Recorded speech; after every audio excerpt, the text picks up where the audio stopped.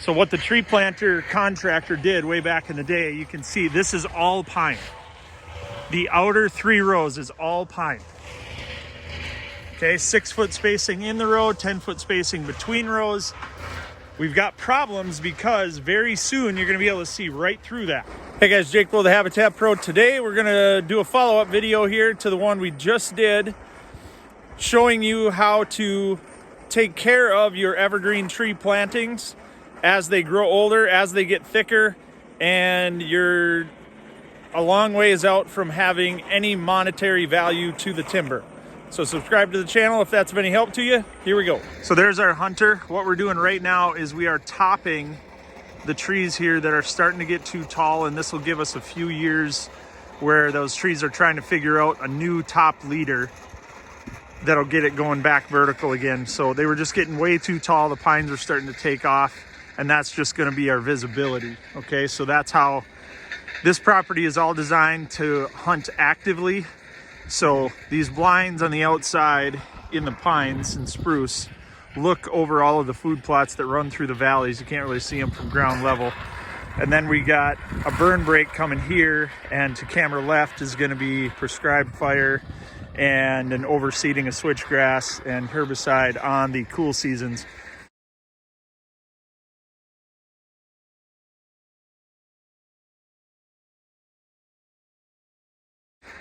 But right here, what we have to do as well is we've got to come, because we want this screening value to this front row, right? So we want to make sure that from the back side of this, we're not going to lose branching because of shade.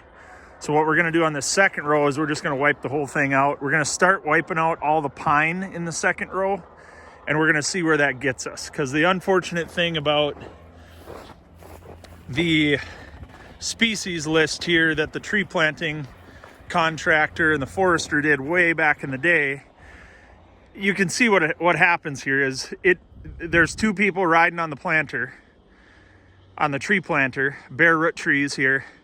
There's 2 people riding on the tree planter, and they're both pulling from bundles independently. So we get this super random mix of trees on the outside, and right here you see it's pine. It's eventually going to lose all the branches down low, but we're kind of hosed now because we're 20 years behind. We should have had spruce, which is wonderful screening, you can see that. But then we get here where for whatever reason they were both pulling out of a pine bundle, and we ended up with 5-6 pines in a row.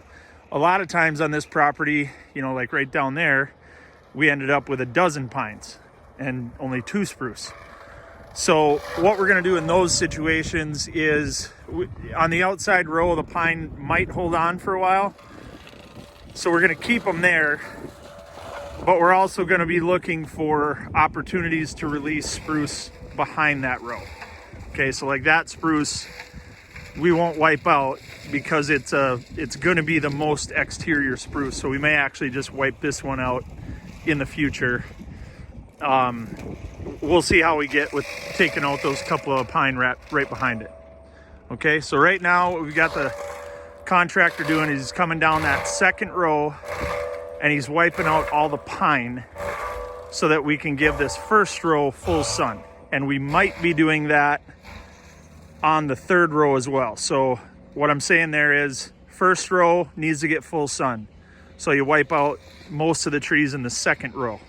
We're going to leave the spruce just because we have a random planting, right? So then we're going to go back behind it, and that third row needs to have some screening value as well. So we might have to take out the fourth row, and that might also work for where we've got this client's blind placed, because it might give him a shooting lane all the way down to the wood edge where we've got our travel corridor coming out. So it's all playing together, and that's kind of the point with our designs here at Habitat Pro. Screening also gives you shooting lanes. Huntability, I say huntability, meaning he can glass something out in the food plot area or in the native grasses, and if he wants to, he can. We have the screening set up and the elevation is set up in such a way that he can get down and go get it. So we've got really fast access to the property if he decides he wants to get down and go get something. Okay, there's our blind. I'm gonna show you here what you do for tree health, okay? So the view is the first thing you get with the contractor, right? Don't take out all your side cover. I don't know why there's so many of these mulching contractors that think they need to mulch all the way to the ground, all the way back to the tree. Don't do that. Leave your side cover here. You can see this is great cover down low. We've still got our rabbit and our deer cover down low, but up and over the top of it, our hunter can see all the way down to the apple tree, okay?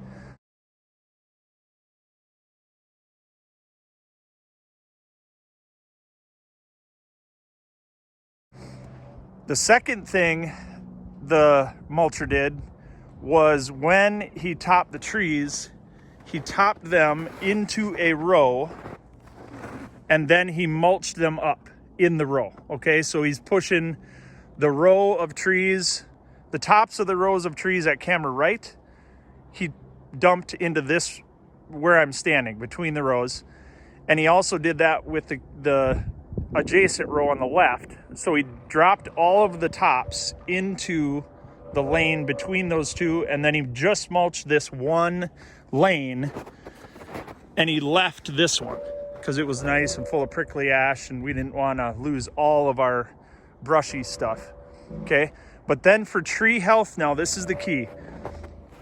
We brought in the pole saw, and you need to have a nice sharp chain on your pole saw and cut an angle at the top of the stem so that they wouldn't hold water and therefore create rot in that stem, and we don't get the opportunity for, we have a nice clean cut so the tree can heal up, okay?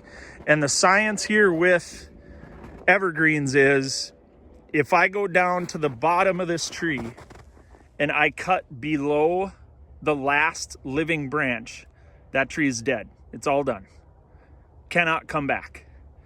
However, like these, if I cut the tree off above living branches, they'll try to recover. They're gonna try, you know, these top branches will try to throw up vertical growth, and in, who knows, 5-10 years, we're probably gonna have to come through here and top them again. I don't know how long we bought because it's totally random depending on how quickly the tree recovers. But you can see here what's gonna happen there is we've got a good view for a long time. Deer still have their side cover while our hunter still has what he needs. But don't forget this step.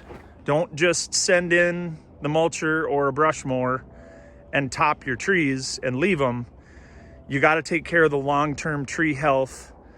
And the long-term tree health means you cut those so that they shed water, give them a nice clean cut, and on top of that, you mulch up the trash, the tops that you took down. You don't want those to be areas where pine beetles can come in and do their thing.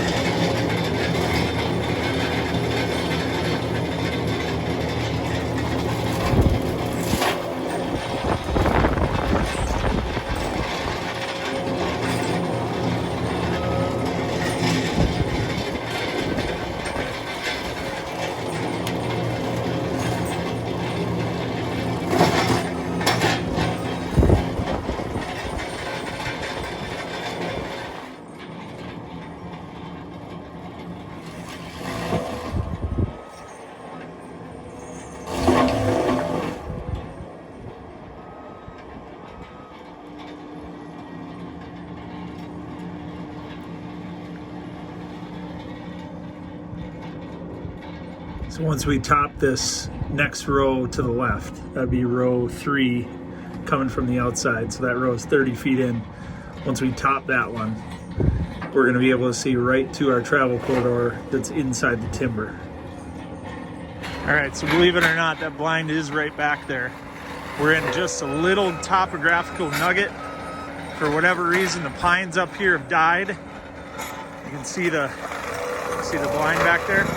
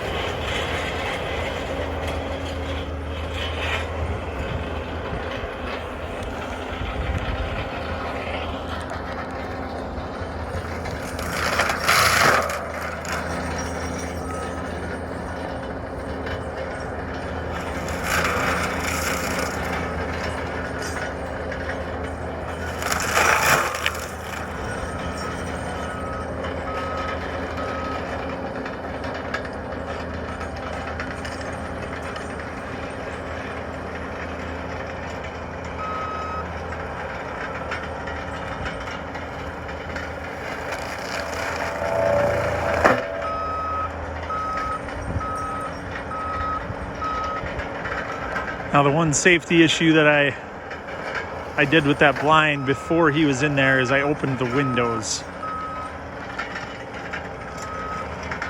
You don't need to be going backwards $100 a window on a mulching job. So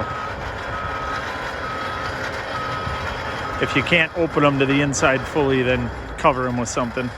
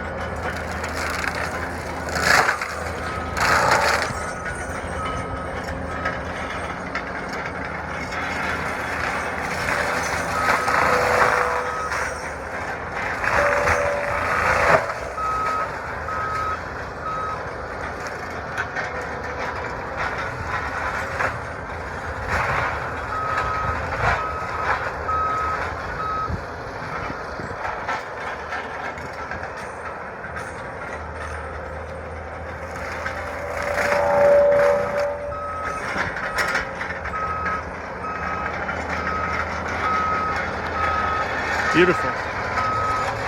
So we had to slow down and talk there twice. That's why I cut the camera a couple times, just because I wanted to talk with the operator there how we were going to play that out, that what we were going to top and how many. Now what's important here is we're inviting deer in that way, and that was a travel corridor already, and we're inviting deer in that way, and then they also come in from this way. So we've got this hub. So right here, this end spruce right here, sorry for the bouncy camera, I'm walking on top of a foot of snow here, breaking through. This spruce is going to be our licking branch. Okay, so we'll have a plot here, this little clover plot, and what I tried to do was I left the south side. So we're shielding this plot, which will be clover chicory. We're shielding it from our really hot south sun and west sun. So in the summer we should get, 5 in the morning up until probably noon. We should get some good sunlight on this, 6, maybe 8 hours. And then of course, camera right, that's gonna be shaded so our clovers won't cook out. And of course, there with our blind, our hunter can get down the ladder. You see the ladder's not even visible. So our hunter can get down his ladder, out of the blind, out to his access road, which is about 50 yards away, and they'd never know he was in there. And our deer are going to be coming from topographical southeast wind bedding, which is over there. There's a ridge about 100 yards away. So this can be their first little nugget inside a cover. Travel corridor is right on the other side of there. That's the edge between pines and big hardwoods. I'm going to show you the activity that's already over there from what we have built in the past, okay?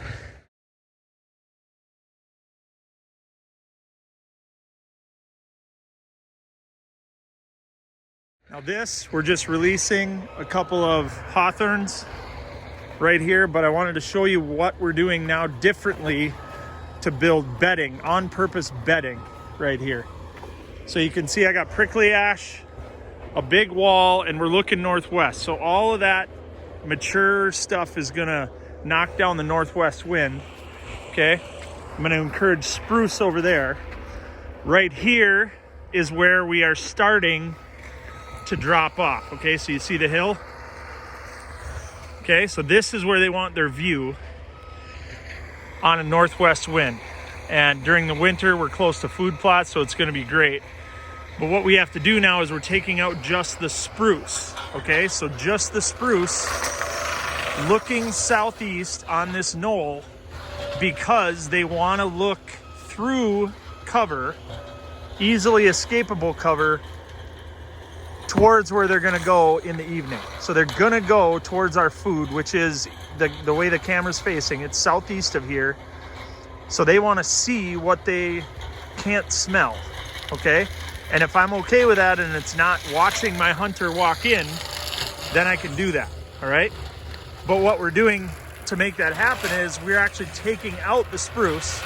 The pine is gonna be our bedding area surround, because all I have to do to increase the view is cut off a couple of bottom branches, right? So there's our beds, right? The pines right there on camera left. Our northwest wind beds are right there, aiming downhill. And they can also bed underneath these pines right there looking downhill. But I'm gonna show you the dangers of non-purposeful planting, because right over here, well, let me back up. So what the tree planter contractor did way back in the day, you can see this is all pine. The outer 3 rows is all pine. Okay, 6-foot spacing in the row, 10-foot spacing between rows. We've got problems because very soon you're gonna be able to see right through that. I'm gonna show you on the outside.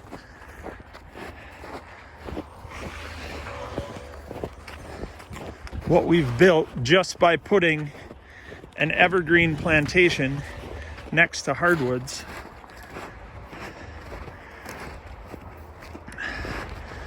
Okay, so all of this browse is because this is green ash seedlings from our direct forest seed mix. Okay, and then we've got aspen, and then we've got northern hardwoods. And there's another seed dropping ash right there. There's a lot of red oak in there. And then we've got a pretty good wall here of prickly ash that they do not want to go through. So that's why every few years I'll take the brush mower through here, right around the edge of this. And what's back here is a bow stand with a water hole. And I will probably have to move that up as this prickly ash grows, because you can see the amount of buck activity in here on these saplings is just crazy. Both fresh. Here's a good lesson, guys. How do you determine whether or not something is going to be a travel corridor? You look for both fresh rubs and you look for historical rubs. That's a healed over rub right there from years ago on an aspen. And there's another one that hasn't healed over yet. There's another one that's killed. 2 more. Okay, so this tells you that bucks have valued this area between hardwoods and evergreens for decades. Okay, this is topographically where they've wanted to walk. Plus it lines up with an edge with, you know, the tree planting that the owner did. But again, the problem, very soon it's going to be see-through. So if I had this to do over, I would have done what you see down here. Look at this. You guys already seen this?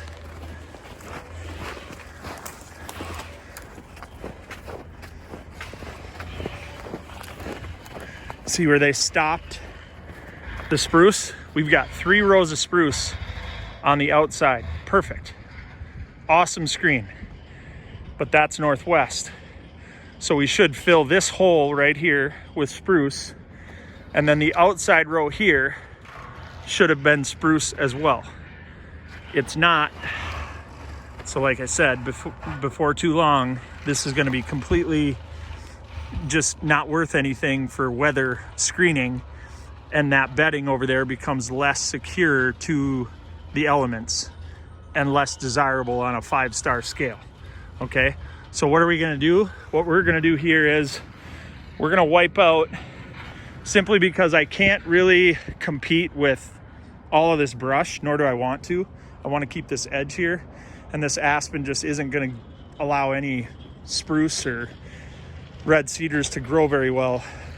So what I'm going to do is I'm going to take probably the outside row of pine, and I'm going to replace it, replant it with spruce right here. So I get my wall set up, and it'll keep the travel corridor in the same spot. Our hunter is again to camera right, coming up a little gully. But then right in here you see is, okay, if they smell something they like, they're going to dive into that bedding area and figure out, you know, who's in there that smells so nice. If they're coming from the other way, every animal comes around this side. And you can tell that this is all bedding traffic and travel because of the amount of browse that's on these ash trees. We've never mowed this. So that's what is undesirable, never browsed upon. And this is what your travel corridor ends up being.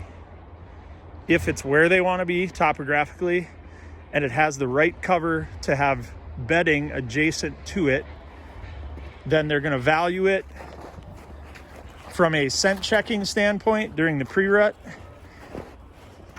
And they're going to value it from a diversity standpoint, because we've got so many different species right up next to the hardwoods.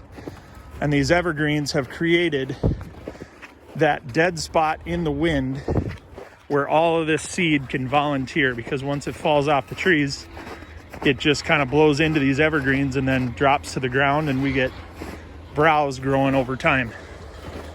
So we came into the knoll here, and we're releasing a few crabs, hawthorn style trees, and then we're taking out, there's another one there. We're taking out enough so deer can see down the hill without checking out our hunter, who's also walking to blinds that way. So now we'll go fix that. Oh, that's a good view right there. See that? That's where I was. That big gap right underneath the pine. See, that's okay for bedding, but it's not helping us any when there's no screening in the outside wall. So that's our thermal cover, but we've got to do a better job of the outer wall that blocks all of that northwest wind so they can get under the thermal cover behind that primary wall. Now what we're doing is called spruce release. You can see what that's going to give us. With these pines gone, what that's going to give us is broken but complete screening. So we've got about 6 rows of spruce, that being northwest. We got a nice solid wall, but we're not going to shade out our spruce. We're actually going to encourage them to stay really branchy, bushy, and all we got to do is find the spruce in these lines. See, we'll have to leave these though. You can see they were already dropping their branches because they were shading out. And right back in there is where our bedding was. That downhill look right backed up to those 2 pine trees. So what we'll do here is we'll plant cedars or spruce, probably Black Hills spruce or Eastern red cedar, just so they stay kind of short. We can top them if we want to. I love the Eastern red cedar for that reason. I can just treat it like a hedge and keep it as short as I want. And it really is a good weather screen. But then that being bedding in there, and this being northwest wind shield, they'll really appreciate that in the winter, getting up close to our food and bedding on the downhill side facing southeast, right through there, just past that hawthorn. That's our bedding area, okay? And then putting that bedding area just adjacent to our travel corridor that we know bucks have valued for a long time because of the historical sign here. That'll keep our bucks on this edge. So it's giving them the edge where they want it, but it's also giving them an edge with something to check, okay? So you can have a road anywhere you want to have a road, right? We could have a road in the middle of the Florida Everglades, but if it doesn't end in a church or a bar, you know, why are we going, right? So just cutting a trail doesn't necessarily mean they're going to use it, and you call it a travel corridor, so all of a sudden bucks have to walk it. They actually have to have a reason to go check that. And the reason is doe bedding, crab apples, water right on the back side of this, on the travel corridor, on the edge. And then our hunter, there's going to be another blind right back in there near that ironwood. And the reason we're going to pair it up with that ironwood is we can hinge cut a couple of ash right in front of it. And the ironwood is one of our only 2, up north here, it's one of our only 2 trees that hold leaves all the way through winter. So we've got the pin oak, red oak, and then we've got ironwood. Those are the only 2 trees that are going to hold their leaves and give us a little bit of screening value. So this is going to keep bucks right here on the back edge of the bedding area. And then of course we can hunt real close to the building. And you can see that there's a little bit of a trench running downhill right to the parking lot. And that's going to be what they use to access this blind, which is going to be roughly right there by that ironwood. Okay, so to sum up this project today, guys, what we're doing is we are responding to an inappropriately planned evergreen tree planting. Okay, they were too close in the rows were too close, and for whatever reason, that's just the way that this tree planting project was designed by the forester that cooperated with it, as well as the tree planting contractor. Okay, so we came in to this particular location and we found where our hunter would have a good screen coming to his blind. Okay, he's going to hunt that on a southeast wind. So where can I put bedding that is close to his blind where that isn't going to matter, right? Because I don't want to put bedding near where my hunter walks or where his stand is going to be blowing downwind into that bedding area, okay? Then what we did was we came to the elevation that was acceptable for bedding for us. That elevation happened to be directly adjacent to a travel corridor we've already built, or one that could be built in the future if you were doing this from plowed field, let's say, and all you had was field right up to woods. So they planted the evergreens, we got them in, they're 20 years old, and now fixing them, what we've done is we've done pine release for the most part on the elevation, right? And we've done spruce release on the exterior rows to get our weather, knock down the wind and give them that little bit of thermal screen. And then if they want to, they can be up here on the elevation on any side of this knoll, the downwind side of the knoll, looking downhill, listening for trouble coming through the prickly ash. Everything is in their favor because we gave it to them and we made sure that they had all three senses in this spot. That makes this spot 5-star bedding, and we can always count on it, and so can bucks. And the important part is so can bucks. Once bucks have to be in a certain corner of your property, well, now you've made sure that it's easily accessible, right? This one is, I'm going to say 100 yards from the parking lot, less than that to the guy's stand, which is straight behind me. So very accessible. And for bucks, it's very important. So they're going to have to come to this edge of the property. And now we've got them using a very corner of the property. And we've, of course, built this in every corner of the property on purpose so that they have to travel our entire property. And a lot of times, of course, they're doing that in daytime because it takes them a long time to bird dog all the way through our stuff. So I'm going to give you one final walk around here, guys. If this was of any help to you, please like and subscribe. That is how you pay us back for everything we do for you, bringing you on client properties. And that's the goal of this channel, is just you guys would eventually see something that you can either implement now or in the future on your property as you build it. And it helps you and speeds up your learning curve. So like and subscribe, share it out there for us. This is Jake Bull, the Habitat Pro. We are in northern Minnesota. Get out and enjoy creation, guys. Good luck this season, and God bless.